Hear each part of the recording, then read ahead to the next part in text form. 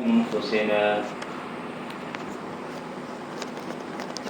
ومن سيئات أعمالنا من يهده الله فلا مضل له ومن يضلله فلا هادي له ونشهد أن لا إله إلا الله وحده لا شريك له ونشهد أن سيدنا وسندنا ونبينا ومولانا محمدا عبده ورسوله صلى الله عليه وسلم الذي أرسله بالحق بشيرا ونذيرا وداعيا إلى الله بإذنه وسراجا منيرا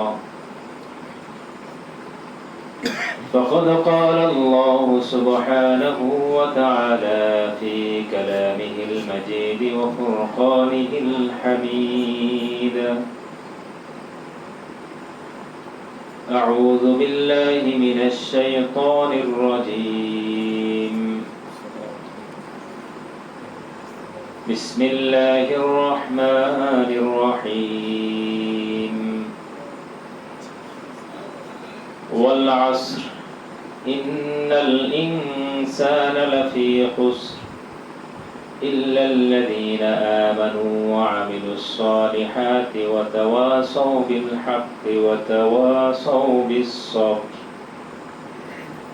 آمنت بالله صدق الله وقال صاحب القرآن نبي محمد صلى الله عليه وسلم إن في الجنة شجر يسير الراكب في ظلها 100 عام لا يقطعها أخرجه البخاري في الصحيح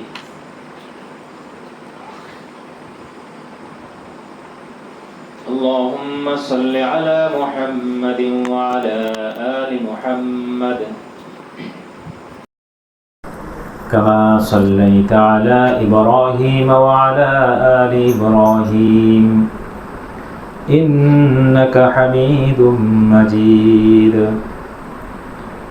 اللهم بارك على محمد وعلى آل محمد كما باركت على إبراهيم وعلى آل إبراهيم إنك حميد مجيد اللهم سبحانك لا علم لنا إلا ما علمتنا إنك أنت العليم الحكيم واجب الاحترام সম্মানিত উপস্থিতি আল্লাহ রব্বুল ইজ্জত ওয়াল জালাল দরবার শুকরিয়া জ্ঞাপন করছি যিনি আমাদেরকে মাগরিবের সালাত আদায়ের পর একটি দিনে হালাকায় বসার তৌফিক দান করেছেন সেজন্য অন্তরস্থল থেকে কালিমাতুশ শুকর আদায় করছি পড়ছি আলহামদুলিল্লাহ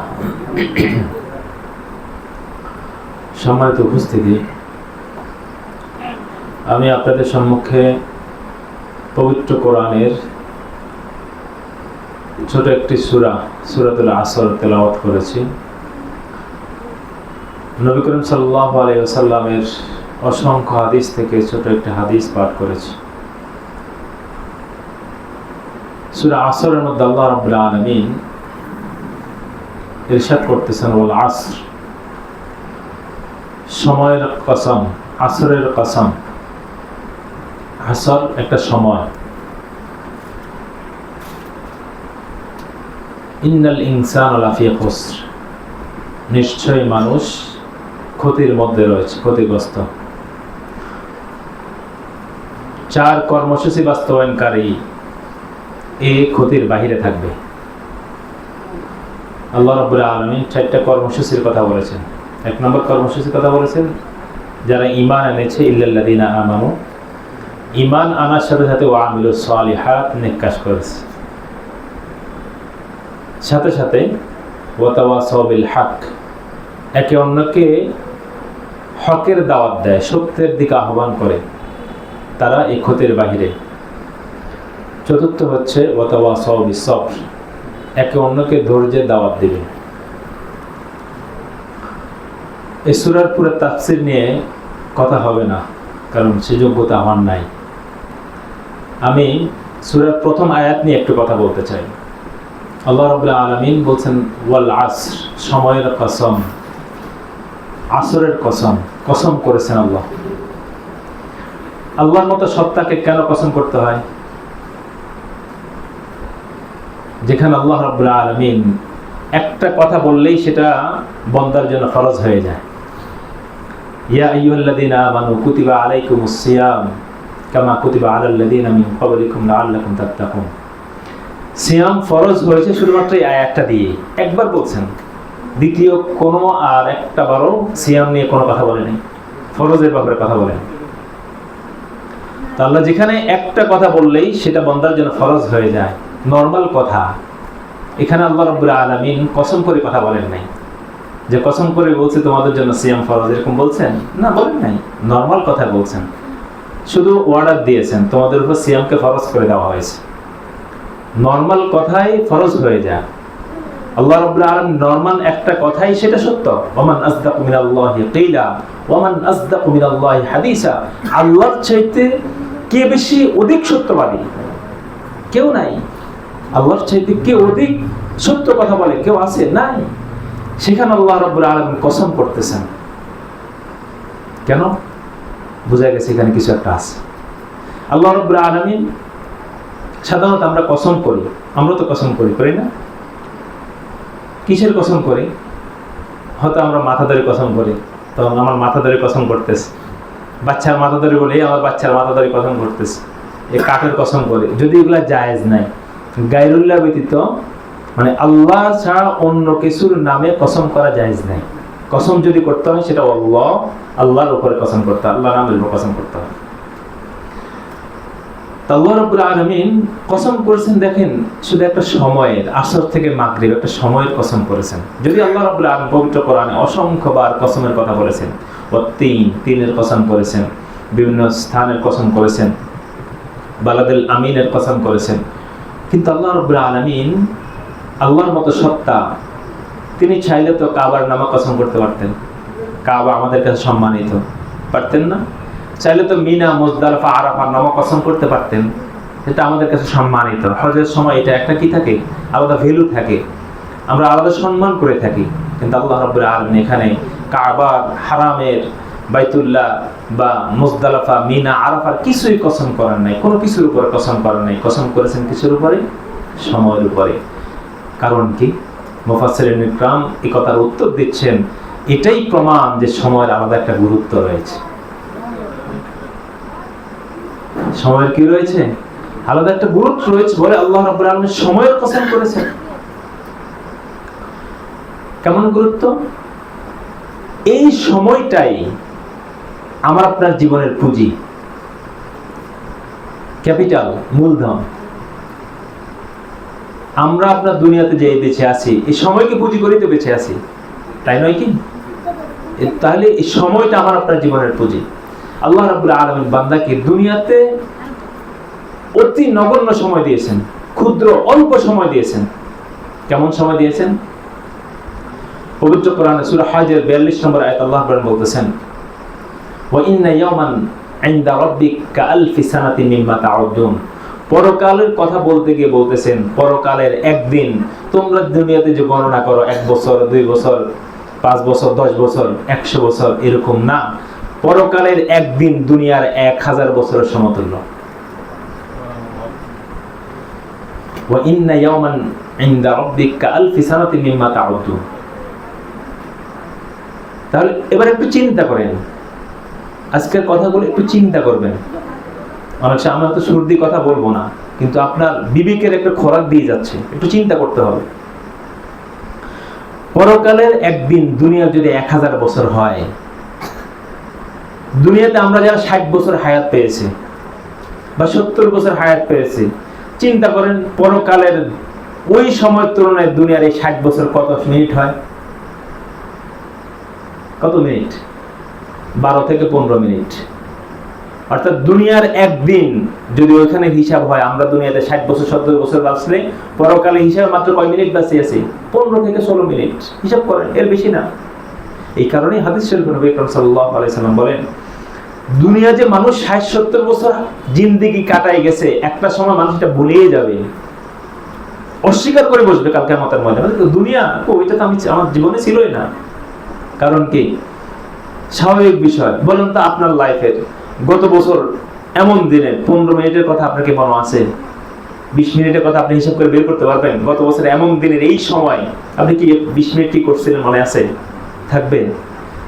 অথচ আমাদের উপর একটা বারজাখ যাবে, কঠিন একটা সময়, মৃত্যুর সময়, মৃত্যু পরবর্তী একটা সময় আমার আপনার থেকে অতিবাহিত হবে। এইটা হওয়ার পর যখন আমাকে হাসরের মাঝে উপস্থিত করা হবে এবং এই দুনিয়ার কথা আমার আপনার সামনে উপস্থাপন করা হবে, তখন আলবত আমরা এটাকে অস্বীকারই করব। কারণ সময় তো কম ছিল, পরকাল অনুযায়ী সময় তো কম।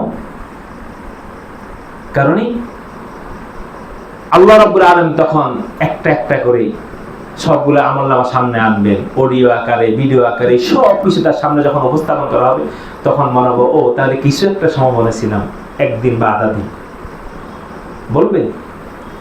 তাহলে আল্লাহ রাব্বুল আলামিন দুনিয়াতে আমার আপনার জিন্দেগি করেছেন, একদম স্বল্প হায়াত দিয়েছেন, 60 বছর। দেখেন আজকে মুরব্বী এখানে সবসময় মনে করে উনি আছে, বলেন তো মনে হচ্ছে না যে এই দিন না আমরা ছোট ছিলাম, খেলাধুলা করছি, এই দিনে না বিয়ে করছি, বাচ্চা কাচ্চা হয়েছে, এখন বুড়ো হয়ে গেছি। আমি আমার কথা বলি, মানে এই দিন মাদ্রাসায় গেছি, এদিন পড়াশোনা শেষ করলাম, সব বয়স হয়ে গেছে 40-এর উপরে, 42-43 চলতেছে। জীবনটা এরকম। আপনি জিন্দেগির হিসাব মিলাতে চান, 5 মিনিট লাগবে না, আপনার হিসাব মিলে যাবে। আরে এই দিনে নেট হয়েছে, ওই দিনে নেট হয়েছে, 5 মিনিট আপনি হিসাব মিলে ফেলতে পারবেন। দুনিয়ার হায়াতটা একদম কম, কিন্তু এই হায়াতটাকে আল্লাহ রাব্বুল আলামিন অতীব মূল্যবান করেছেন। আল্লাহি এটা অনেক মূল্যবান, আপনি বিশ্বাস করতে পারবেন না দুনিয়ার হায়াত কত মূল্যবান, কি পরিমাণ মূল্যবান আল্লাহ রাব্বুল আলামিন আমার আপনার জীবনকে করেছে, প্রতিটা সেকেন্ডকে মূল্যবান করেছে। একটা উদাহরণ দিলে আশা করি বিষয়টা বুঝতে পারবেন। মনে করেন একজন প্রসূতি মা, সে তার গর্ভে 2টা সন্তান ছিল। কয়টা সন্তান? উদাহরণটা ভালো করে বুঝবেন, ইন্টারেস্টিং আছে। সে যখন তার প্রসব বেদনা শুরু হলো, তার প্রথম একটা সন্তান ভূমিষ্ঠ হলো। ভূমিষ্ঠ হওয়ার পর দেখা গেল সন্তানটা মায়ের গর্ভ থেকে মৃত হয়ে এসেছে। এমন কি হয় কি হয় না? হয়। প্রথম সন্তানটা কি মৃত, একদম মাতৃগর্ভ থেকে মৃত হয়ে দুনিয়াতে এসেছে। একটু পরে তার সেকেন্ড বেবি, দ্বিতীয় সন্তান ভূমিষ্ঠ হলো। ভূমিষ্ঠ হওয়ার পর সে একটা আওয়াজ দিয়েছে, অথবা একটা হাসি দিয়েছে, হাসি, অথবা একটু হাসছে, হাসি দিয়েছে, অথবা একটু নাড়াচাড়া করছে, নিচ থেকে নাড়াচাড়া করছে, হাত পা নাড়াচাড়া করছে, বা একটু কান্না করছে। 5 থেকে 10 সেকেন্ড। কত সেকেন্ড? 5 থেকে 10 সেকেন্ড। এরপরে এই বাচ্চাটা মারা গেছে। এরপরে কি? বাচ্চাটা এটাও মারা গেছে। এখন বলেন ওই প্রসূতি মায়ের 2 সন্তানে কি মৃত? একজন মানে বায়োলজিক্যালি ভিতর থেকে মৃত হয়ে বের হয়েছে, আরেকজন দুনিয়াতে এসে 5 থেকে 10 সেকেন্ড পর মারা গেছে। ইসলামের বিধান কি জানেন? 2 জনের সেম হুকুম না, 2 জনের হুকুম আলাদা। কেমন আলাদা? যে সন্তান প্রথম ভূমিষ্ঠ হয়েছে, ওই সন্তানের ইসলামের হুকুম হচ্ছে, শরিয়ার হুকুম হচ্ছে, যেহেতু মাতৃগর্ভে থেকে সে মৃত হয়ে এসেছে, দুনিয়ার হায়াত পায় নাই, সুতরাং তাকে একটা সাদা কাপড়ের মধ্যে পেঁচিয়ে কোনো কিছু করা যাবে না, একটা গর্ত করে সেখানে দাফন করে দাও, কোনো কাজ নাই আর। কিন্তু যেই ছেলেটা, যে সন্তানটা 5 থেকে 10 মিনিট হায়াত পেয়েছে, একটা আওয়াজ দিয়েছে, তার মানে এটা প্রমাণিত হয়েছে সে দুনিয়ার হায়াত পেয়েছে। এই দুনিয়ার এতটুকু হায়াত পাওয়ার কারণে তার জন্য অনেকগুলো হুকুম লাজিম হয়ে যায়। প্রথম নম্বর হুকুম হচ্ছে তার একটা নাম সিলেক্ট করতে হবে, তার জন্য একটা নাম রাখতে হবে, তাকে গোসল করাতে হবে, 3 কাপড় 5 কাপড় দিয়ে তাকে কাফন পরাতে হবে, তাকে জানাজা দিতে হবে, ইসলামিক রীতি মোতাবেক তাকে দাফন করতে হবে। দেখেন দুজনে হায়াতের ডিফারেন্স কতটুকু, 5 থেকে 10 সেকেন্ড। দুজনের সাথে কি আচরণ সেম হয়েছে? না, হয় নাই, টোটালি ডিফারেন্স। শুধু এটা না, আল্লাহু আকবার, হাদিস সাক্ষী, মুসলিম শরীফে হাদিস আছে, নবী করিম সাল্লাল্লাহু আলাইহি সাল্লাম বলেন, এই সন্তানকে আল্লাহ রাব্বুল আলামিন কাল কিয়ামতের ময়দানে এই দুনিয়ার 10 দুনিয়া পরিবার একটা জান্নাত তাকে দান করবে। কেন? সে দুনিয়ার হায়াত পেয়েছে। সম্মানিত উপস্থিতি, বোঝানোর পয়েন্টটা আমার এখানে, ও একটা সন্তান 10 সেকেন্ডে যদি 10 দুনিয়া পরিমাণ একটা জান্নাত পেতে পারে, আমার আপনার লাইফে কত লক্ষ কোটি সেকেন্ড দুনিয়া থেকে অতিবাহিত হয়েছে, আমি আপনি কয়টা জান্নাতের মালিক হতে পারছি? কয়টা জান্নাত আমার আপনার জন্য নির্ধারণ হয়েছে? তার মানে দুনিয়া এমন একটি জায়গা যে 10 সেকেন্ডে একটা 10 দুনিয়া পরিমাণ জান্নাত অর্জন করা যায়। এটা কি বিশ্বাস হয়? বিশ্বাস করতে হবে। সুতরাং এই জন্য বলছি, দুনিয়ার হায়াতটা অনেক কম, আর উম্মতে মুহাম্মদের জন্য আরো কম, কিন্তু হায়াতটাকে আল্লাহ রাব্বুল আলামিন মূল্যবান করেছেন। আমার প্রতিটা পদক্ষেপে, প্রতিটা আচরণে, প্রতিটা উচ্চারণে আল্লাহ রাব্বুল আলামিন আমাকে নেকি দিতে থাকেন। তিরমিজি শরীফের 3762 নম্বর হাদিস, আব্দুল্লাহ ইবনে মাসউদ রাদিয়াল্লাহু তাআলা আনহু থেকে বর্ণিত।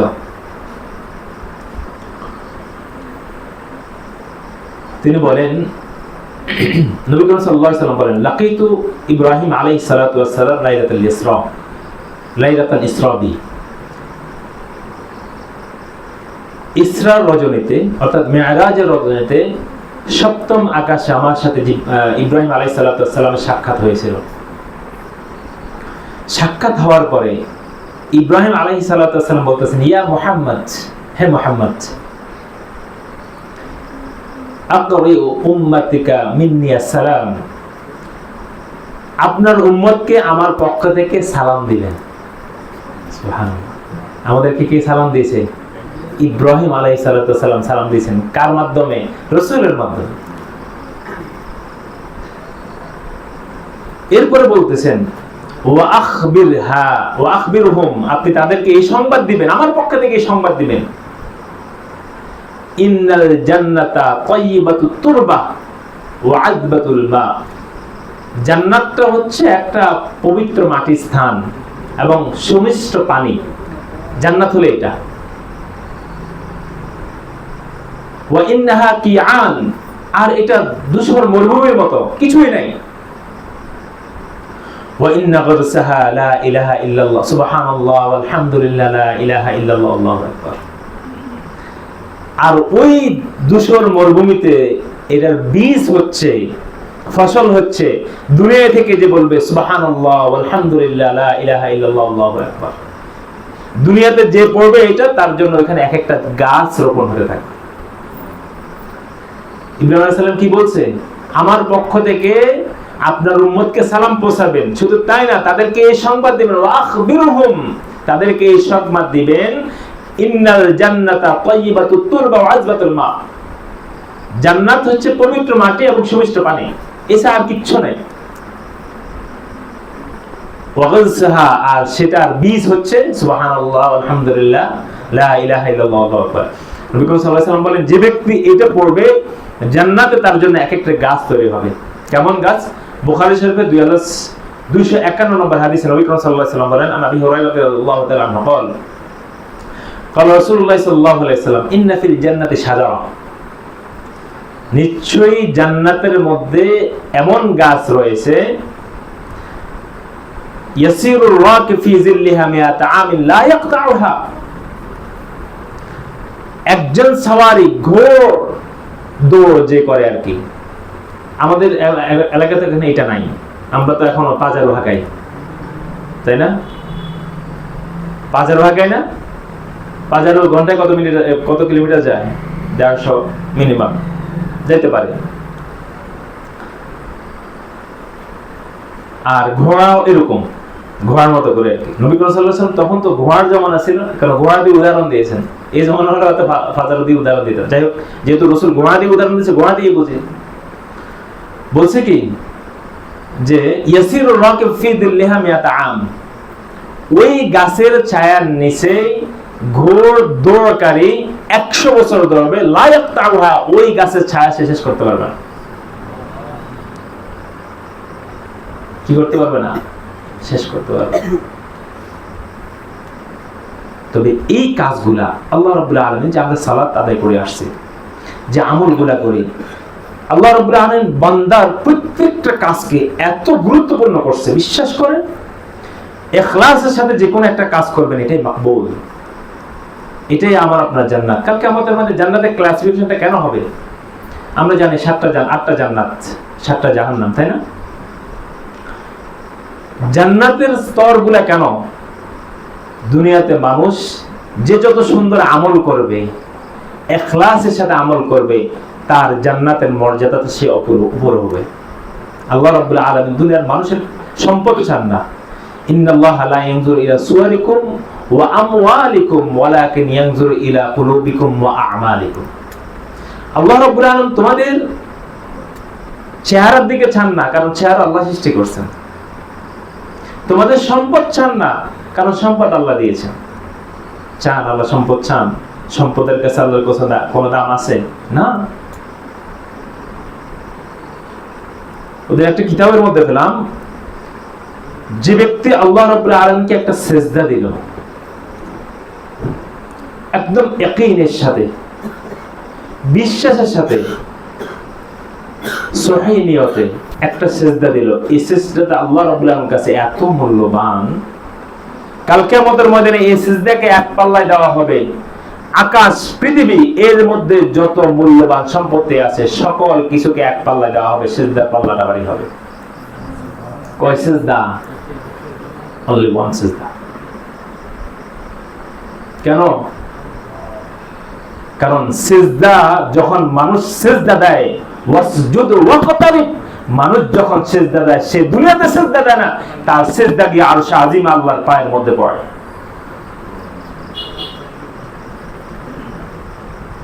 আমরা কেন এটা ফিল করতে পারি না? আমাদের সিজদা তো ওই মাপের হয় না।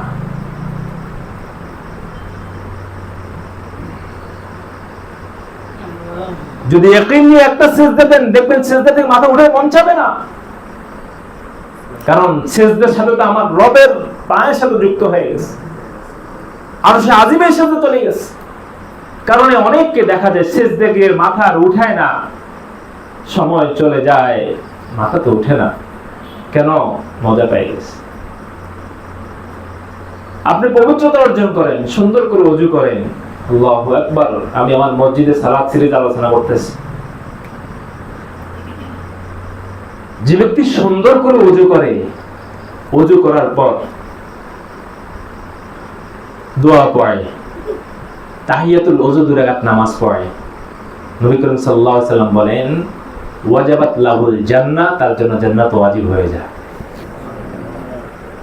শুধু কি করছে? পবিত্রতা অর্জন করছে, সুন্দর করে ওযু করছে, ফা আহসানাল ওযু, খুব সুন্দর করে ওযু করছে। আশহাদু আল্লা ইলাহা ইল্লাল্লাহ ওয়া আশহাদু আন্না মুহাম্মাদান আবদুহু ওয়া রাসূলুহু, এটা পাঠ করলো, তাহিয়াতুল ওযু 2 রাকাত নামাজ পড়লো, নবী করিম সাল্লাল্লাহু আলাইহি ওয়াসাল্লাম ওয়াজাবাত বলছেন, ওয়াজাবাত তার জন্য জান্নাত ওয়াজিব হয়ে যায়। নবী করিম সাল্লাল্লাহু আলাইহি ওয়াসাল্লাম যখন মিরাজে গিয়েছিলেন, আল্লাহর সাথে দিদারের পরে তাকে জিবরাইল আমিন জান্নাতে নিয়ে গিয়েছিলেন। জান্নাতে যাওয়ার পরে তিনি হঠাৎ পায়ের আওয়াজ শুনতে পাচ্ছিলেন এবং তার কাছে মনে হচ্ছিল আওয়াজটা পরিচিত। আমাদের প্রত্যেকটা মানুষ কিন্তু ইউনিক, প্রতিটা ক্ষেত্রে ইউনিক। তার প্রত্যেকটা মানুষের চলন আলাদা, বলন আলাদা, কাজ আলাদা, তাই না? দেখবেন এক এক মানুষ এক এক ধরনের হাঁটে, হাঁটার আওয়াজ দিয়ে বোঝা যায় কি আসতেছে, বুঝা যায় না? আল্লাহ রাসূলের তার প্রত্যেকটা সাহাবীর পায়ের আওয়াজ তার মুখস্থ ছিল, কি আসতেছে বুঝতে পারতেন। সুবহানাল্লাহ। তো তিনি জান্নাতে পায়ের আওয়াজ দেখে শুনে বুঝলেন যে এটা তো অন্য কারো না, আমার সাহাবী বেলাল রাদিয়াল্লাহু তাআলা আনহুর আওয়াজ। দুনিয়াতে ফিরে আসার পর বেলালকে ডাক দিলেন, বেলাল তুমি এমন কি আমল করো দুনিয়াতে তুমি হাঁটো তোমার আওয়াজ গিয়ে জান্নাতের মধ্যে পড়ে, কি এমন আমল করো? আমল করতেছে দুনিয়ায়, আওয়াজ গিয়ে পড়তেছে কোথায়? কে শুনছে? আমার আপনার রাসূল শুনছে। বেলাল হাবশী, আল্লাহু আকবার, কালো একজন গোলাম ছিলেন, ইসলাম তাকে কোন জায়গায় নিয়ে গেছে, যাকে দেখে ওমর রাদিয়াল্লাহু আনহু বলতেন বেলালুনা সাইয়্যিদুনা, বেলাল আমাদের সর্দার, বেলাল আমাদের সর্দার। নবী করিম সাল্লাল্লাহু আলাইহি সাল্লাম তাকে জিজ্ঞেস করলেন কি আমল করো? শুনবেন আমলটা কি? শুনবেন? শর্ত হচ্ছে আমলটা মানে এটা আমলের নিয়তে শুনবেন, যেন আমল করতে পারেন। ইনশাআল্লাহ আপনিও দুনিয়াতে হাঁটবেন, যাও আওয়াজ গিয়ে পড়বে জান্নাতে। নবী করিম সাল্লাল্লাহু আলাইহি সাল্লাম জিজ্ঞেস করতেছে কি এমন আমল কর, বলো না, যে তুমি দুনিয়ায় হাঁটো তোমার আওয়াজ গিয়ে জান্নাতে পড়ে। বেলাল রাদিয়াল্লাহু তাআলা বলতেছে, ইয়া রাসূলুল্লাহ, আমার তো সেরকম কোনো আমল নাই, তবে হ্যাঁ আমি একটা আমল করার চেষ্টা করি, সেটা হলো সবসময় পবিত্র থাকার চেষ্টা করি। যখন আমার ওযুর হাজত হয়, ওযু করার প্রয়োজন হয় বা ওযু নষ্ট হয়ে যায়, সাথে সাথে আমি ওযু করে নিই। ওযু করে ওই দুইটা কাজ করি, একটা হচ্ছে দোয়াটা পড়ে আশহাদু আল্লা ইলাহা ইল্লাল্লাহ, শাহাদা, সাক্ষী দিচ্ছি। দেখেন এখানে পবিত্রতার পরে সাক্ষীটা কেন? মানুষ যখন ওযু করে, ইযা গাসালা রাজুল, যখন কোন মানুষ ওযু করে তখন ওযুর পানির সাথে সাথে তার অঙ্গ থেকে গুনাহগুলো চলে যায়, তার একটা অপবিত্রতা থেকে সে মুক্ত হলো, শরীর তো মুক্ত হয়েছে, এবার আমার কলবটাকে আমি কিভাবে মুক্ত করব? শাহাদা দিয়ে আমি কলবটাকে মুক্ত করতেছি। ওযু করার পর আমার শরীরটা পবিত্র হয়েছে না? হয়েছে তো? হয়েছে। এখন আমার অন্তরটাকে, আমার চিত্তকে পবিত্র করতে হবে না? এটা দিয়ে কি দিয়ে করবো? আমি শাহাদা দিয়ে আমার অন্তরকে পবিত্র করবো, তার মানে আমার বাইরে পবিত্র, ভিতরে পবিত্র। আল্লাহর কাছে এটাই গ্রহণীয়। বেলাল রাদিয়াল্লাহু তাআলা বলতেছেন, ওযু করার পর আমি শাহাদা পড়ি, তাহিয়াতুল ওযু 2 রাকাত নামাজ পড়ি। হয়তো বা এই কারণেই আল্লাহ রাব্বুল আলামিন আমাকে এই পুরস্কারটা দিয়েছেন। নবী করিম সাল্লাল্লাহু আলাইহি ওয়াসাল্লাম বলেছেন, অবশ্যই তোমার পবিত্রতার কারণে আল্লাহ রাব্বুল আলামিন দুনিয়াতে তুমি হাঁটো তোমার আওয়াজ গিয়ে জান্নাতে আল্লাহ পৌঁছায় দেয়। আমার আপনার জন্য এই সুযোগ এখনো আছে। সে বেলাল আমরা হতে পারি, আমি আপনি হতে পারি। সে সুযোগ কি শুধু বেলালের জন্য ছিল? আমরা আপনার জন্য নাই? আছে। আল্লাহকে রাসূল তো সেটা কাটাপ করে দেন নাই যে শুধু বেলালের জন্য নির্দিষ্ট করে দিয়েছেন, সেটা না, উম্মতের জন্য প্রকাশ করে দিয়েছেন, যে আমল করবে তার জন্য এই প্রতিদান রয়েছে। তবে সব কিছুর আগে আল্লাহর প্রতি ঈমানটা দৃঢ় থাকতে হবে। এটা কোশ্চিন কালো সম্ভব হবে না যদি ঈমানটা ঠিক না থাকে। কলবটা যদি ঠিক না থাকে, কোশ্চিন কালো এটা সম্ভব হবে না।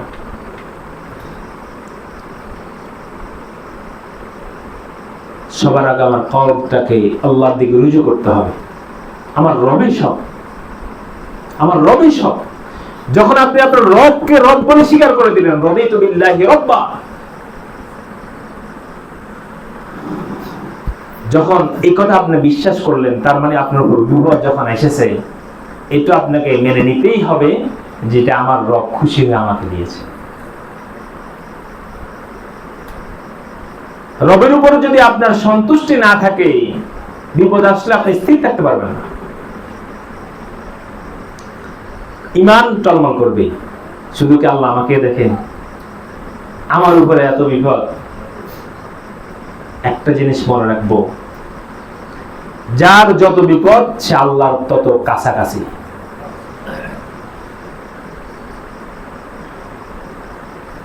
বিপদের সময় আমরা আল্লাহকে বেশি ডাকি, তাই না? অসুখ হলে আমরা আল্লাহকে বেশি ডাকি, তার মানে কি আমরা আল্লাহর কাছাকাছি যাচ্ছি। আর যখন আমি সুস্থ, আল্লাহকে বেশি ডাকা হয় না কম ডাকা হয়? অনেক কম। এই কারণে বিপদটা রহমত, বিপদকে যদি আপনি রহমত বলে মনে করেন, বিপদকে কখনো আপনার অশান্তির কারণ মনে হবে না, বরং এটা মনে হবে এই বিপদ আল্লাহর সাথে আমার একটা কানেকশনের সেতু বন্ধন। নবী করিম সাল্লাল্লাহু আলাইহি ওয়াসাল্লাম একটা হাদিসে বলেন, আমার উম্মতের জন্য আল্লাহ রাব্বুল আলামিন যত ব্যথাই দিয়েছেন কেন, দেন না কেন, ইভেন সে যদি পায়ের মধ্যে একটা সুই বিদ্ধ হয়, কাঁটা বিদ্ধ হয়, এতেও যে একটু কষ্ট পায়, এই কষ্টের বিনিময়ে যদি সে ধৈর্য ধারণ করে, আল্লাহ রাব্বুল আলামিন তার গুনাহগুলোকে মাফ করে দেন। কারণ ইয়াকিন কি যে এটা আমার রবের পক্ষ থেকে এসে, আলহামদুলিল্লাহ আমি খুশি। কারণ সবার আগে আমার রবের প্রতি আমার ইয়াকিন, আমার ঈমান ঠিক করতে হবে। যদি ঠিক না থাকি, কোশ্চিন কালো বিপদ আসলে আমি স্থির থাকতে পারবো না। কোশ্চিন কালো আল্লাহ রাব্বুল আলামিন জিনিসগুলো কেন দিয়েছেন? দুনিয়াতেও পাঠাইছেন, একটার পর একটা বিপদ দিচ্ছেন, মুসিবত দিচ্ছেন, সন্তান নিয়ে যাচ্ছেন, ছেলে সন্তান হচ্ছে না, ব্যবসায় উন্নতি হচ্ছে না, এটা কেন? আল্লাহ নিজে বলছেন সূরা আল মুলকের 2 নম্বর আয়াতে বলতেছেন, আল্লাযী খালাকাল মাউতা ওয়াল হায়াতা লিয়াবলুয়াকুম আইয়ুকুম আহসানু আমালা। দেখেন আয়াতের দিকে একটু তাকান। আল্লাহ বলছে কি, আল্লাযী খালাকাল মাউতা ওয়াল হায়াতা। আল্লাহ মৃত্যুকে সৃষ্টি করেছেন এবং জীবনকে সৃষ্টি করেছেন। বলেন তো, আগে আমাদের মৃত্যু না আমাদের জীবন?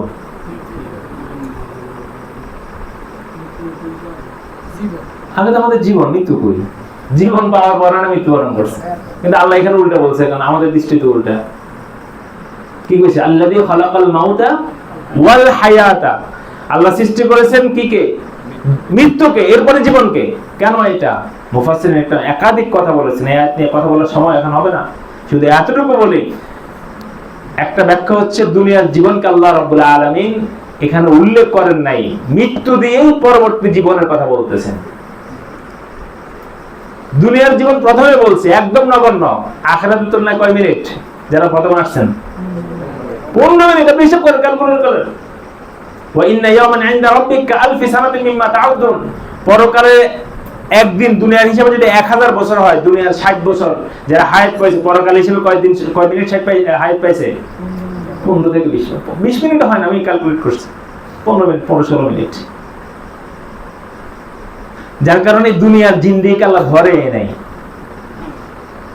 হ্যাঁ, এই অল্প হায়াতে যে যা করবে, মৃত্যুর পরবর্তী জীবন থেকে তার সেটা কাউন্ট শুরু হয়ে যাবে। এই কারণে বলছে আল্লাযী খালাকাল মাউতা ওয়াল হায়াত লিয়াবলুয়াকুম আইয়ুকুম আহসানু আমালা। আকসারু আমালা বলেন নাই, তোমাদের মধ্যে থেকে আমি এটা পরীক্ষা করব যে কত উত্তম আমল করতে পারে। অধিক আমলের কথা বলেন নাই। কি আমলের কথা বলছেন? উত্তম আমলের কথা বলছেন। উত্তম আমল কি? ইখলাসের সাথে যে আমল করা হয়, এটা উত্তম আমল। আল্লাহ রাব্বুল আলামিন সংখ্যাধিক্য চান না, কোয়ান্টিটি চান না, আল্লাহ কোয়ালিটি চান। কি চান না? কোয়ান্টিটি চান না, কি চান? আমি আপনাদের একটা উদাহরণ দিই। হাদিস শরীফ আছে, নবী করিম সাল্লাল্লাহু আলাইহি ওয়াসাল্লাম সারা রাত এশার পর থেকে ফজর পর্যন্ত ঘুমাতেন না, একটু ঘুমাতে উঠে যেতেন। সারা রাত মিলে তাহাজ্জুদের নামাজ পড়তেন, সর্বোচ্চ 8 রাকাত। কয় রাকাত? ভিতর সহ 11 রাকাত। ভিতর বাদ দেন, তাহলে আর কয় রাকাত হয়? 8 রাকাত হয়। আমরা যদি পড়ি কয় রাকাত পড়বো? মিনিমাম তো 100 রাকাত পড়তে পারবো। পড়বো না? একটু হলো শুধু সালাম ফিরে পারবো, নামাজ পড়বো, 2 রাকাত 100 রাকাত। রাসূল পড়ছেন কয় রাকাত? মাত্র 8 রাকাত। কোয়ান্টিটি না, কোয়ালিটি মেনশন করছেন নবী করিম সাল্লাল্লাহু আলাইহি ওয়াসাল্লাম। ইসলাম এটাই শিক্ষা দেয়। তুমি আল্লাহর রাস্তায় দান করতে চাচ্ছ, আগে নিয়তকে ঠিক করো, আগে অন্তরটা ঠিক করো। তুমি দানটা কার জন্য করতেছো? কি শো অফ করার জন্য করতেছো? মানুষকে দেখানোর জন্য করতেছো? নাকি নিজে আল্লাহর জন্য করতেছো? যদি শো অফ করার জন্য হয় তো কোনো সমস্যা না, আল্লাহর কাছে কোনো কাউন্ট নাই, এটার কোনো গণনা নাই এটার। আর যদি দেখেন নবী করিম সাল্লাল্লাহু আলাইহি ওয়াসাল্লাম হাদিসে বলতেছেন, যে ব্যক্তি ইখলাসের নিয়তে একদম ছোট্ট একটা খেজুর দান করে, কিসের সাথে? ইখলাসের সাথে, অন্তরকে পরিশুদ্ধ করে একটা খেজুর দান করছে, এটা আল্লাহ রাব্বুল আলামিনের কাছে এত মাকবুল, কাল কিয়ামতের ময়দানে এটাকে ফুলিয়ে ফাঁপিয়ে এত বড় করবেন, নবী করিম সাল্লাল্লাহু আলাইহি ওয়াসাল্লাম বলেন উহুদ পরিমাণ এটাকে বড় করবেন, উহুদ পাহাড় পরিমাণ এটাকে বড় করবেন। কেন? ইখলাস আছে, কোয়ালিটি আছে। পক্ষান্তরে কোন ব্যক্তি উহুদ পরিমাণ দান করছে, উহুদ পাহাড় পরিমাণ দান করছে, ইখলাস নাই, আল্লাহ রাব্বুল আলামিনের কাছে এটার কোন কাউন্টে নাই, খেজুরের পরিমাণ তার কোনো সওয়াব পাবে না। কারণ আল্লাহ রাব্বুল আলামিন আগে এই জিনিসটা ইনশিওর করতেছেন, ইন্নাল্লাহা ইয়ানজুরু ইলা ইন্নাল্লাহা লা ইয়ানজুরু ইলা সুওয়ারিকুম ওয়া আমওয়ালিকুম ওয়ালাকিন ইয়ানজুরু ইলা কুলুবিকুম ওয়া আ'মালিকুম। আল্লাহ রাব্বুল আলামিন আমাদের অন্তর চান। কারণ আপনি 100 টাকা দান না করে আপনি 10 টাকা দান করেন, ইখলাসের সাথে করেন। যদি সামর্থ্য থাকে 100 টাকায় করবেন, কিন্তু মনকে আগে ঠিক করেন, আমি আমার রবের জন্য করতেছি। যদি প্রয়োজন হয় প্রকাশ্য করবেন, যদি মনে হয় যে না আমার প্রকাশ্য করলে আমার ইখলাস নষ্ট হয়ে যাবে, গোপনে করেন। দুটার ফজিলত আছে, প্রকাশ্য দানের ফজিলত আছে, গোপনে দানের ফজিলত আছে। প্রকাশ্য দানের ফজিলত যদি আপনার উদ্দেশ্য থাকে যে আমি আজকে 100 টাকা যদি দান করি তাহলে আমার দেখে আরো বায়ু উদ্বুদ্ধ হবে, যদি নিয়ত এটা থাকে তাহলে আপনার প্রকাশ্য দান করাই উচিত। আর যদি মনে হয় যে আমি 100 টাকা যদি এখন দান করি এটা আমার সওয়াব হবে, 1 লাখ টাকা ঘোষণা করলাম এটা আমার সওয়াব হবে, আমি মনে করি 1 লাখ টাকা সওয়াব না করে তখন দান না করে পরবর্তী দান করে। কারণ ইখলাসটা জরুরি। আল্লাহ রাব্বুল আলামিন এই কারণে বলছেন লিয়াবলুয়াকুম আইয়ুকুম আহসানু আমালা, তোমাদের মধ্য থেকে কে অতি উত্তম আমল করে, কত সুন্দর আমল করে। আমি নামাজটা পড়ি, আমি সালাতটা আদায় করি, 2 রাকাত সালাত আদায় করেন, সুন্দর করে করেন। সালাতের মধ্যে আল্লাহ এত উপকারিতা রাখছে, বিশ্বাস করেন। প্রকৃত সালাত মানুষের চিত্ত প্রশান্তি দান করে, অন্তরে প্রশান্তি দান করে। আলা বিযিকরিল্লাহি তাতমাইন্নুল কুলুব। জেনে রাখো জিকির এখানে সালাত অর্থে ব্যবহৃত হয়েছে। সালাত মানুষের চিত্তকে প্রশান্ত করে, অন্তরকে প্রশান্তি দান করে। আবু দাউদ শরীফের 4689 নম্বর হাদিস, আব্দুল্লাহ ইবনে মুহাম্মদ আল হানাফি রাদিয়াল্লাহু তাআলা আনহু ইরশাদ করতেছেন, ইন তারাকতা আনা ওয়া আবি ইলা সিহরিল লানা মিনাল আনসার নাউযুহু। আমি এবং আমার বাবা মিলে আমার শ্বশুর যিনি আনসারী ছিলেন তাকে দেখতে গিয়েছিলাম। তিনি মুমূর্ষ অবস্থা ছিলেন, মৃত্যুর পথে যাত্রী ছিলেন। দেখতে গিয়ে তার পাশে বসে আছে, ফাহাদারাতিস সালাত, নামাজের সময় উপস্থিত হয়েছে, অর্থাৎ মসজিদ থেকে মুয়াজ্জিন আযান দিয়েছে, এটা তার কানে গিয়েছে। কার কানে? মুমূর্ষ রোগীর কানে গিয়েছে। ফাকালা লি আহলি বাদি ইয়া জারিয়া ইতুনি বিউযু। নামাজের সালাতের আযান তার কানে যাওয়ার সাথে সাথে তিনি তার পরিবারের একটা মেয়েকে বলে, এইদিকে আসো, ইতুনি বিউযু, আমাকে ওযু করায় দাও, লাআল্লি উসাল্লি ফাসতারিহ, আমি সালাত আদায় করি, আমি আমার প্রশান্তি আনতে চাই, আমার কলবের মধ্যে আমার যে কষ্ট হচ্ছে কষ্টকে দূর করতে চাচ্ছি। বলেন তো এই রোগীর অবস্থা কি? মুমূর্ষ, মৃত্যুপথের যাত্রী। বলতেছে কি আমাকে ওযুর ব্যবস্থা করে দে, আমি সালাত আদায় করি, সালাত আদায় করে আমি প্রশান্তি একটু অনুভব করি। ফানকারনা আনহু যালিক, আমরা তাকে শ্বশুরকে নিষেধ করলাম, এখন তো আপনার কঠিন সময়, সময় তো আছে, একটু পরে পড়েন না। তিনি বলতেছেন, ফাকাল সামিআতু রাসূলুল্লাহ সাল্লাল্লাহু আলাইহি ওয়াসাল্লাম ইয়াকুল, নবী করিম সাল্লাল্লাহু আলাইহি ওয়াসাল্লাম বললেন, আমি শুনেছি তিনি বলেছেন, কুম ইয়া বেলাল আকিম ফাআরিহনা বিসসালাত। এক সফরের মধ্যে নবী করিম সাল্লাল্লাহু আলাইহি ওয়াসাল্লাম বেলালকে বলতেছেন, বেলাল দাঁড়াও, আযান দাও, নামাজের মাধ্যমে আমাদেরকে প্রশান্তি দান করো। সালাতের মাধ্যমে আমাদের কি প্রশান্তি দান করো। আবু দাউদ শরীফের অন্য একটি হাদিস, 1319 নম্বর হাদিস, নবী করিম সাল্লাল্লাহু আলাইহি ওয়াসাল্লাম বলেন, হুযায়ফা রাদিয়াল্লাহু তাআলা আনহু থেকে হাদিসটা বর্ণনা তিনি বলেন, কানা নবী সাল্লাল্লাহু আলাইহি ওয়াসাল্লাম ইযা হাযাবাহু আমরুন সাল্লা, যখন নবী করিম সাল্লাল্লাহু আলাইহি ওয়াসাল্লাম কখনো কোনো পেরেশানির মধ্যে পড়তেন, সাথে সাথে নামাজ দাঁড়িয়ে যেতেন, সালাতে দাঁড়িয়ে যেতেন। এটা প্রুভড, প্রমাণিত। আপনি একটু ট্রাই করে দেখেন, কখনো পেরেশানি আসছে, একটা বিপদের কথা শুনছেন, কোন দিকে তাকাবেন না, সুন্দর করে ওযু করেছেন। ওযুর ক্ষেত্রে একটা জিনিস মনে রাখবেন, নবী করিম সাল্লাল্লাহু আলাইহি ওয়াসাল্লাম বলেছেন ফা আহসানুল ওযু, উত্তম রূপে ওযু করা, সুন্দর করে ওযু করা। ওযু করে আপনি একদম ধীরস্থির হয়ে 2 রাকাত সালাত আদায় করেন, দেখবেন আপনার পেরেশানি অর্ধেক চলে গেছে। কারণ নবী করিম সাল্লাল্লাহু আলাইহি ওয়াসাল্লাম শিক্ষা আমাদেরকে দীক্ষা দিয়ে গেছেন, যখন তুমি কোনো পেরেশানির মধ্যে পড়ো সালাতে দাঁড়ায় যাও। আল্লাহ রাব্বুল আলামিন বান্দার জন্য 2টা প্রেসক্রিপশন রাখছেন। কয়টা মনে রাখি? কয়টা? 2টা প্রেসক্রিপশন। একটা হলো ওয়াস্তাঈনু বিস-সাবরি ওয়াস-সালাত। এই 2টা প্রেসক্রিপশন যদি অ্যাপ্লাই করেন, ওয়াল্লাহি আপনাকে কখনো কোনো পেরেশানি টাচ করতে পারবে না, কখনো কোনো পেরেশানি টাচ করতে পারবে না। এটা ব্যারিয়ার, আপনার কাছে পেরেশানি আসার একটা প্রতিবন্ধক, একটা দেওয়াল, সাধারণ দেওয়াল না, এটা শিশির জ্বালা প্রাচীর, এটা আসবে না। কারণ এই প্রেসক্রিপশন কে দিয়েছে? আল্লাহ। আমরা কেন হতাশ হয়ে যাই? আমাদের ধৈর্য শক্তি কম, আল্লাহর উপর তাওয়াক্কুল কম, সালাতের প্রতি আমাদের মনোযোগ কম। এই কারণেই সত্যিকার অর্থে যদি ধৈর্য থাকে, সালাতের প্রতি যদি আমাদের মনোযোগী থাকে, ওয়াল্লাহি আল্লাহর কসম করে বলতেছি, আল্লাহ রব্বুল ইজ্জাতের জাতের কসম করে বলতেছি, কখনো কোনো মানুষকে পেরেশানি তাকে গ্রাস করতে পারবে না। সূরা আল মাআরিজের মধ্যে আল্লাহ রাব্বুল আলামিন বলতেছেন, ইন্নাল ইনসানা খুলিকা হালুয়া। আল্লাহ মানুষকে অস্থির প্রকৃতি করে তৈরি করেছেন। সত্যিকার অর্থে মানুষ অস্থির, স্থির না। খুব কম মানুষ আছে স্থির, অস্থির প্রকৃতির। যেমন অনেকে বসে আছে, স্থির না। দেখেন,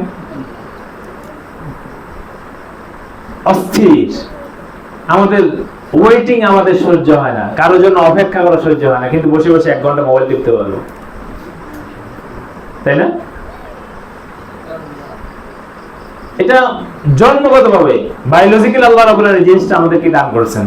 কারণ আল্লাহ নিজে বলছেন, ইন্নাল ইনসান খুলিকা হালুয়া। মানুষকে আল্লাহ অস্থির করে তৈরি করেছেন। আরো কিছু খারাপ দিক আছে। ইযা মাসসাহুল খায়র ওয়া ইযা মাসসাহুশ শাররু জাজুআ। যখন তাকে কোনো খারাপি, পেরেশানি টাচ করে, স্পর্শ করে, জাজুআ, সে উৎকণ্ঠিত হয়ে যায়। কি হয়ে যায়? উৎকণ্ঠিত হয়ে যায়, পেরেশানির মধ্যে পড়ে যায়। আরে আমার এই বিপদ আসছে, কি করব? হ্যাঁ, ফুতাস শেষ। আবার যখন আল্লাহ পেরেশানিকে দূর করে যায়, ওয়া ইযা মাসসাল খায়রু মানুআ। যখন পেরেশানিকে দূর করে আল্লাহ খায়ের দান করে, কল্যাণ দান করে, বরকত দান করে, মানুআ সে কিবরন হয়ে যায়। সে অন্য কারো সহ্য করতে পারে না। এর এত বিপদ কার? আমার তো বিপদ নাই। এই টাকা ইনকাম করতে পারে না, আমি এত টাকা ইনকাম করি, বলে কি না? ওই যে তার এখন তার পেরেশানি নাই, এখন সে ডলার কামায়, টাকা কামায়, এই কারণে অন্যকে আর মানুষে মনে করে নাই, মনে হয় এরকম। আমি আপনাদের কথা বলতেছি, সমাজে আল্লাহ বলতেছেন, আল্লাহর কথা বলতেছে, আমার কথা না। ওই যে মাসাল খায়রু মানুআ, এই যে এই 3টা ব্যাড হ্যাবিটের কথা বলছেন। এরপর আল্লাহ রাব্বুল আলামিন একটা ওষুধের কথা বলতেছেন, ইল্লাল মুসাল্লিন আল্লাযীনা হুম ফি সালাতিহিম দাঈমুন। মুসল্লি যারা, প্রকৃত নামাজি, সালাতি যারা, তাদেরকে এই 3টা ব্যাড হ্যাবিট টাচ করবে না। কোন মুসল্লি? আল্লাযীনা হুম ফি সালাতিহিম দাঈমুন, যারা সালাতের মধ্যে বিনয়ী থাকে, মনোযোগী থাকে এবং স্থির থাকে, দৃঢ়স্থির থাকে, তাদেরকে এই 3টা ব্যাড হ্যাবিট, খারাপ অভ্যাস তাদেরকে টাচ করতে পারবে না। অস্থির প্রকৃতি কেন হয়? আমার মন ঠিক নাই জন্য। ওই যে প্রথমেই সালাতের মাধ্যমে স্থিরতা আসে,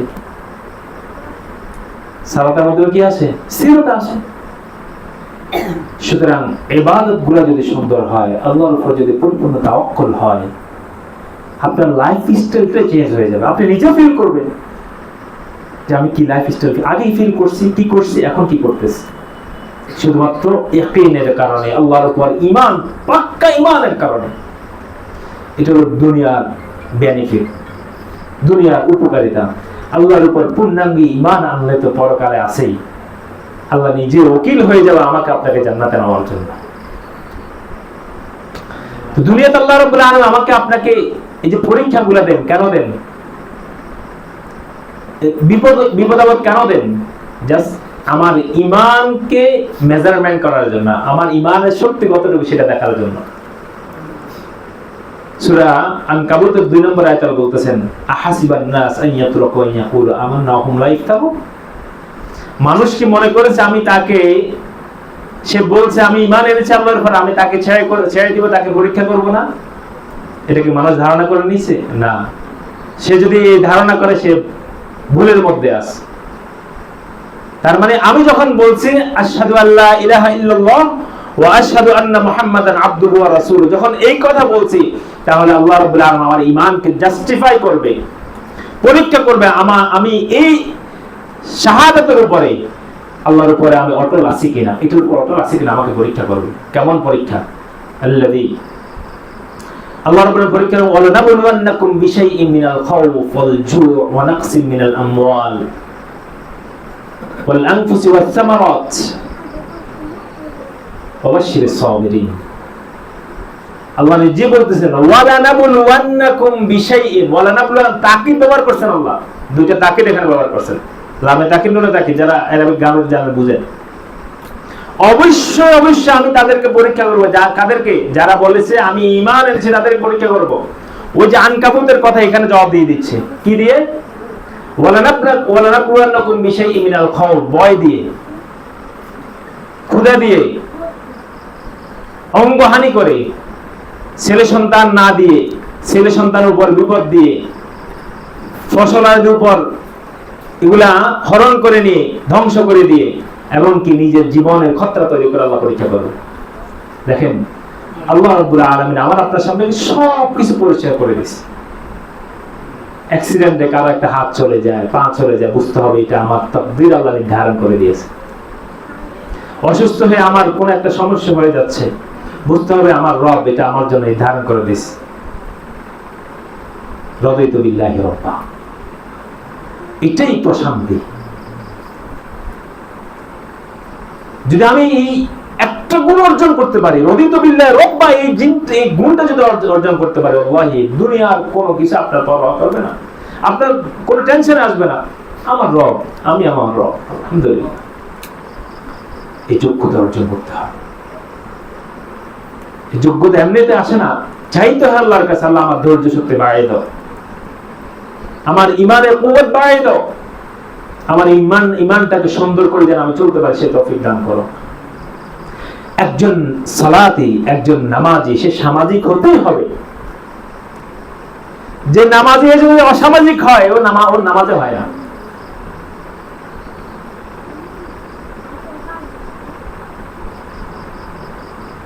আজকে আমি আলোচনা বলছিলাম, আমি অফিসিয়াল জব করছিলাম কিছুদিন, একটা অফিসে গেছিলাম কাজের জন্য, প্রজেক্ট নিয়ে আর কি। তো ওখানে যে বস ছিল, উনি মাশাআল্লাহ দাড়িটাই সাদা দাড়ি, নামাজ পড়তে পড়তে একদম একটা বাক্কার মতো কালো করে ফেলছে এখানে। মানে এটা বলছি কোন কারণে, সেটা এটা আমাদের এখানে দাগ পড়ে না, ভালো কাজ এটা। ওনারটা বাক্কারা বলছি, কেন বলছি বুঝবেন। তো উনি প্রজেক্টটা করে দিবেন, কিন্তু উনি কিছু চাচ্ছেন। পাঞ্জাবি গায়ে, টুপি মাথায় দেওয়া, সাদা দাড়ি মাথায়, কপালের মধ্যে নামাজের দাগ আছে। নিশ্চিত আপনার মনে কি আসবে বলুন তো? লোকটা সৎ, নামাজি, বিশ্বস্ত, এত খারাপ কিছু চাইতেই পারে না। এটা কি আপনার ধারণা আসবে না? 100% আসবে। কিন্তু যখন কথা পর্যায়ে বলে যে সিস্টেমে আপনি 50,000 টাকা দিতে হবে, একদম অনৈতিক, আনইথিক্যাল, আমাদেরকে চাচ্ছে 50,000 টাকা না দিলে এখানে ফাইল কাজ হবে না। আমরা যে আমরা দুজন হুজুর বসে আছি, সেটা কি গ্রাহ্য করতেছে না? মানে চিন্তা করতেছে না যে ও তো মনে করে যে আমি তো নামাজ পড়ি, এর নামাজ পড়তেছে, ওর মতো নামাজ পড়তেছে। তাই বললাম যে আপনি 50,000 টাকা কেন চাচ্ছেন? বলছে ঘুষ তো বলে না, বলে সিস্টেম। কিটা মজার বিষয় কি জানেন? তো ওনার সাথে 12:30 কথা বলতে বলতে বলতে আমরা তো ঘুষ দিয়ে কাজ করবো না, অফিসিয়াল নিষেধ আছে। আধা ঘন্টা পার হয়ে গেছে, 1টা বাজে আজান দিছে।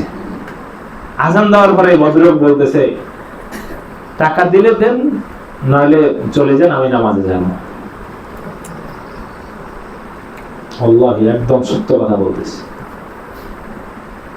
কি বলছে? টাকা দিলে দেন, নাইলে আমি নামাজে চলে যাচ্ছি। তো ওর নামাজ আর নামাজ না পড়া পার্থক্য আছে।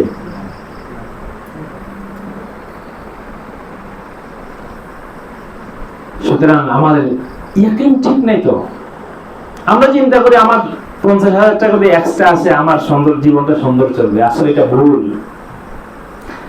আমি যদি অসামাজিক হই, একজন মানুষকে যদি ধোকা দিয়ে কিছু টাকা তার থেকে আর্ন করতে পারি, উপার্জন করতে পারি, আমি আমার একটা বিল্ডিং তৈরি করতে পারবো। সাময়িক হয়তো এই জিনিসটা হবে, কিন্তু পরকালের জন্য এটা পুরোটাই আপনার জন্য জাহান্নাম। কার জন্য রেখে যাচ্ছেন? কার জন্য? ছেলে সন্তানের জন্য? একটা বারও আপনার জন্য দোয়া করবে না। সুতরাং মোহতারাম হাজিরিন, সময় কম।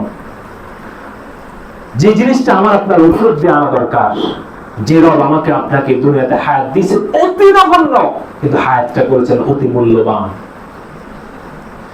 হায়াতটা করেছেন অতি মূল্যবান। প্রতি 10 সেকেন্ড আমি এক একটা জান্নাত অর্জন করতে পারি, চাইলে পারি। সুযোগ দিয়েছেন তো, উদাহরণ তো দিয়েছেন। এখন প্রশ্ন জাগতে পারে, পরকালের কথা বলছেন, এত বড় গাছ আল্লাহ দিবে, এটা কেউ দেখছে? এক বুজুর্গের একটা ঘটনা বলে, কাল্পনিক ঘটনা, কিন্তু এখানে শিক্ষণীয় আছে। আজান তো 8:15 না, এর মধ্যে শেষ করে দিচ্ছেন। উদাহরণটা দিই। মাতৃগর্ভে 2জন সন্তান, মায়ের গর্ভে আছে। তারা 2 সন্তান মিলে কথোপকথন হচ্ছে। আমি বলছি গল্পটা কাল্পনিক, শিক্ষণীয় আছে। তো আমরা জানি 4 মাস যাওয়ার পরে সেখানে রূহ দেওয়া হয়। মাতৃগর্ভে বাচ্চার কি দেওয়া হয়? ভ্রূণের মধ্যে ভ্রূ দেওয়া হয়। এরপরে সে নাড়াচাড়া করে। যখন ফেরেশতা রূহ আনি ফিট করে দিল, এরপর থেকে ফেরেশতা পেটের মধ্যে তদারকি করে। তো এক ফেরেশতা তাকে বলতেছে, বাচ্চাদেরকে বলতেছে, তোমরা যেখানে আছে এটা উদর, মানে একটা জায়গা, এখানে সংক্ষিপ্ত একটা জায়গা। একটা মায়ের গর্ভ কতটুকু? 6 ইঞ্চি বাই 10 ইঞ্চি, সর্বোচ্চ এত জায়গার মধ্যে বাচ্চারা ফোল্ডিং হয়ে থাকে, তাই না? বাঁকা হয়ে থাকে। সেখানে 2টা বাচ্চা আছে, কতটুকু জায়গা? বলতেছে তোমরা এখানে কষ্ট করছো, তো একটু পরে তোমরা এমন একটা জায়গা যাবে, সেখানে বিশাল একটা জায়গা, অনেক গাছ আছে, অনেক মাছ আছে, অনেক সিনসিনারি আছে। তো একটা বলতেছে যে তাই নাকি, তাহলে তো মজাই হবে। আরেকটা বলতেছে দূর, এর কথা বিশ্বাস করা যায় নাকি? এইখানে আমরা কত কষ্ট করে আছি, থাকা যায় না, চিবাচিবের মধ্যে থাকতেছি। তো বলতেছে আরে হতে পারে, এই লোকটা দেখতে তো ভালো দেখা যাচ্ছে, বোঝা যাচ্ছে, মনে হয় ঠিকই বলতেছে। তো অস্বীকার করতেছে, এইখানে কষ্টের মধ্যে আছে, ওখানে আর কি পাবো? আচ্ছা বলেন তো, আমরা মায়ের গর্ভ থেকে আসছি না নাকি? প্রত্যেকের বুড়া হয়ে গেছেন, তাও মায়ের গর্ভ থেকে তো আসছে। মা বাবা তো কারো বেঁচে আছে, কারো নাই, তাদের দোয়া করি তো সবসময় একটা স্মরণ রাখবেন, রব্বির হামহুমা কামা রাব্বায়ানি সাগীরা। সবসময় আপনি দাদা হয়ে গেছেন, নানা হয়ে গেছেন, কিছুই না, আপনি তো কারো সন্তান, কারণ কোন মায়ের গর্ভ থেকে তো আসছেন। দোয়া করবেন সবসময়। এখন বলেন তো, আমরা তো মায়ের গর্ভের ফোল্ডিং অবস্থা ছিলাম না? আমাদেরকে হয়তো ফেরেশতারা এই কথা বলছে, আমরা আমাদের মনে নাই, আছে। কিন্তু বলেন তো, দুনিয়াতে আসার পরে এই সমস্ত জিনিসগুলো আমরা বাস্তবে দেখছি কিনা? দেখতেছি না? বড় গাছ, আমাদের চেয়ে কত বড় গাছ, কত বড় বড় পাহাড়, পানি, নহর, কোনটা আছে? আজকেও আমরা আলেম সমাজ আপনাদেরকে এই কথাই বলে যাচ্ছে, এই দুনিয়াটাই শেষ না, মাতৃগর্ভের মতো আপনাদেরকে বোঝাই যাচ্ছি। পরকালে একটি জমানা রয়েছে, একটি সময় রয়েছে, যেখানে এত এত বড় গাছ হবে, যেটা হাদিসের মধ্যে বলেছে এক একটা গাছের ছায়া 100 বছর অতিক্রান্ত করা যাবে না। সেখানে থাকবে জান্নাত, দুধের নহর, সেখানে থাকবে মধুর নহর, আরাম আরাম, যা চাইবেন মাতাশতাহি আনফুস ওয়া তালাজ্জুল আয়ুন, যা চাইবেন তাই পাবেন। তবে বিশ্বাস করতে হবে। এখন বিশ্বাস করবে না, সেখানে গিয়ে বাস্তবে সেটা দেখবেন। মাতৃগর্ভে বিশ্বাস করেন, এখন এসে এরকম দেখতেছি। এখন বিশ্বাস করবে না, পরকালে সেটা সম্মুখীন অবশ্যই আমাকে আপনাকে হতে হবে। আল্লাহ রাব্বুল আলামিন সূরা জুমার ৭৪ নম্বরে বলতেছে, ওয়া ক্বালু আলহামদুলিল্লাহিল্লাযী সাদাকানা ওয়া'দা ওয়া আওরাসানাল আরদা নাতাবাওয়াউ মিনাল জান্নাতি হাইসু নাশা। আল্লাহ রাব্বুল আলামিন বলতেছেন, কাল কিয়ামতের ময়দানে জান্নাতীরা বলবে, ওয়া ক্বালু আলহামদুলিল্লাহিল্লাযী সাদাকানা ওয়া'দা, তারা বলল আল্লাহর প্রশংসা করতেছি, যিনি দুনিয়ায় থাকতে আমাদেরকে ওয়াদা দিয়েছেন জান্নাতের, আজকে আমরা সেটা উপভোগ করতেছি, সেটা আমরা সাক্ষাৎ পেয়েছি। ভাই, দুনিয়াতে সব শেষ কথা এই কথাই, রবের সামনে আমাকে আপনাকে যেতেই হবে। আপনি ভালো কাজ করেন, খারাপ কাজ করেন, মানুষের সাথে উত্তম আচরণ করেন, খারাপ কাজ করেন, খারাপ আচরণ করেন, রবের সামনে আমাকে আপনাকে যেতেই হবে।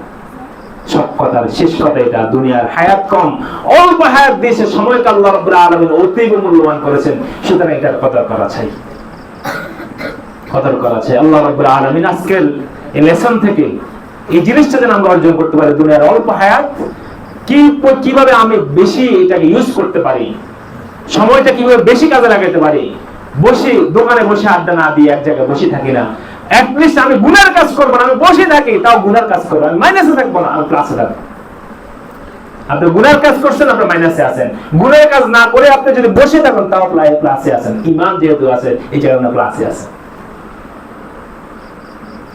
যদি ঈমান না থাকে তাহলে মাইনাস। আল্লাহ রাব্বুল আলামিন আমাদেরকে এই বিষয়গুলোর তৌফিক দান করুন, যে হায়াত দিয়েছেন এটা যেন পরিপূর্ণ কদর করতে পারি, কাল কিয়ামতের ময়দানে আমার রবের সামনে যেন পাক্কা মুমিন হিসেবে দাঁড়াতে পারি। আল্লাহ রাব্বুল আলামিন সেই তৌফিক দান করুন। ওয়া মা আলাইনা ইল্লাল বালাগ। সুবহানাল্লাহি ওয়া বিহামদিহি, সুবহানাল্লাহি ওয়া বিহামদিকা, আশহাদু আল্লা ইলাহা ইল্লা আনতা, আস্তাগফিরুকা ওয়া আতুবু ইলাইক।